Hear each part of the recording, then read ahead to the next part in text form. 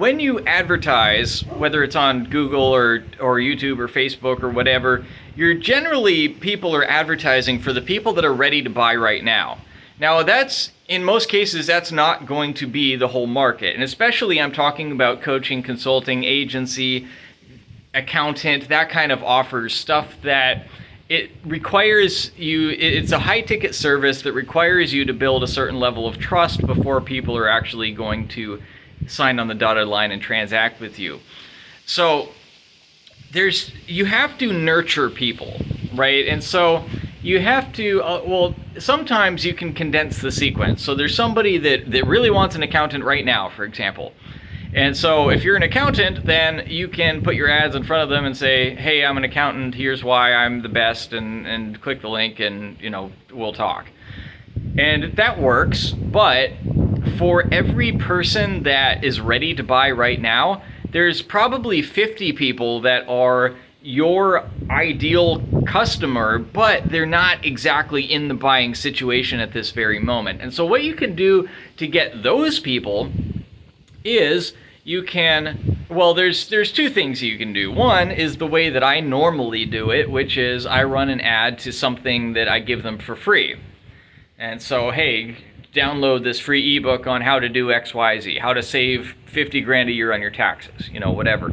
And then so they give me their email address, and then I will follow up with emails where I'm teaching them stuff and I'm showing valuable content and I'm demonstrating my expertise. Right, that's kind of my normal way of doing it. But there's a second way that you can achieve essentially the same objective in a way that may just work better. And I would like to try this again because the first time I tried it was with a business that I was just trying to open. I was trying to do a marketing agency for doctors or for like plastic surgeons. And I opened that business right at the beginning of COVID, when all of the doctors' offices were forced to shut down, or at least all the plastic surgeons' offices were shutting down, and the whole world was in crisis, and that business just crashed and burned. If you look back to that time on my YouTube channel, you can find I made videos about it. Well, I told you what I was going to do, and then I didn't say anything else about it. Well, that's why, because it crashed and burned, and I was kind of embarrassed about that, which I shouldn't have been, because that was kind of a very unusual circumstance, and maybe that could have been a highly profitable business if I just came back to it after COVID, but I figured out something else, which ended up working very well for me. But anyway, what I did was I ran a bunch of videos about basically just giving tips on marketing for plastic surgeons. And what I did was I created lists of, when you run a video on a video as an ad on an ad platform, which by the way, most people running ads are running ads targeted towards conversions. That is, they're targeted towards getting a lead or getting a sale. However, you can run ads that are targeted towards video views. So basically, they're optimized for the lowest cost per view of the video, which you can get video views that way significantly cheaper than if you're running towards a leads or a sales conversion objective like most people are doing. So you can get people to watch your video and become familiar with who you are and your expertise very cheaply that way, but you don't get their email address. That's kind of the drawback, right? You don't get their contact information. But you get something that's almost as good, which is people call this like an invisible list, that your visible list is the email addresses that you have or the phone numbers that you have, but your invisible list are the people that have interacted with your content on an ad platform that you can then retarget. So basically, if somebody watches at least, let's say, 25% of one of my videos, that's just one of those videos that's optimized for video views, and it's just giving educational content. I'm not even, and I may or may not make a pitch at the end of those videos. I probably would, right? But that's not the point. Like, that's secondary. It's because if I got their attention for 5 minutes, let's say, then I will put one of those videos, or I put a pitch at the end because I might as well try. But the point is just to get them acquainted with who I am. And then from there, now YouTube or Facebook or whatever ad platform you're running knows that that person has watched your video. And so you can put them on a separate list and then send other ads to them.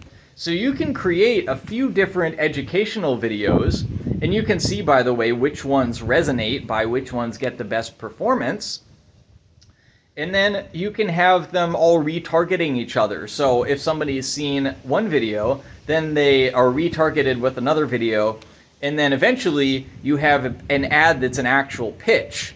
And that ad is targeted towards everybody who has already watched your content. The pitch video is not targeted to just a cold audience, just people who don't know who you are. The pitch ad is specifically directed to the people that have watched your other informational videos and are thus warmed up to who you are and have gained a level of trust in you based on what they've already seen before.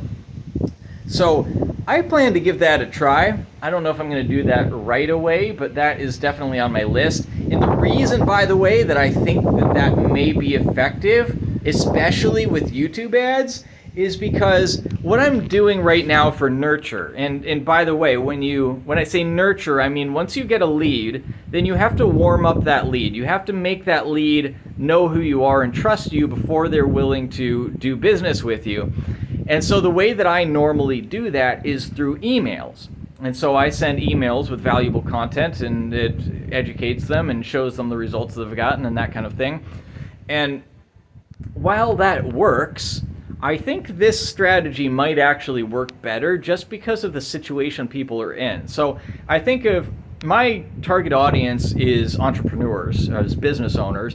And for me as a business owner, whenever I'm going through my personal email, my goal essentially is just to get through all the emails as fast as I can and make sure I didn't miss anything important. And I figure probably most other business owners are kind of the same way. It's like when they go through their email, they're just trying to catch anything important. And so they're not really looking to be educated or to learn or to spend any time when they're in their email inbox. Whereas, and that doesn't mean that you can't get them. Like if you have a good hook, then you can, like if you have a good email headline that's like exactly what they want to learn at the moment, then they'll open it, right? They'll take the time.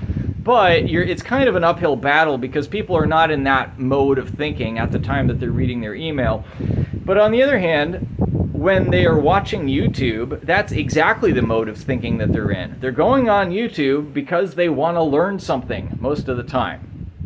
Well, depending on who you're targeting, right? But business owners tend to be that way. Sometimes it's just you're going on to be entertained, but other times you're going on because you want to learn something and you're in a situation where you can sit there for a few minutes and give a few minutes of your attention. Right, I talk about this with Facebook ads versus YouTube ads all the time, that YouTube ads are better because Facebook ads, a lot of times people are scrolling Facebook while they're in line at the grocery store and they only have like 30 seconds, so they're not going to watch a video that's especially a long video, and they're not really going to go through your sales process. Whereas somebody that's on YouTube watching YouTube videos, they have a little bit more time on their hands. They're a little bit more available.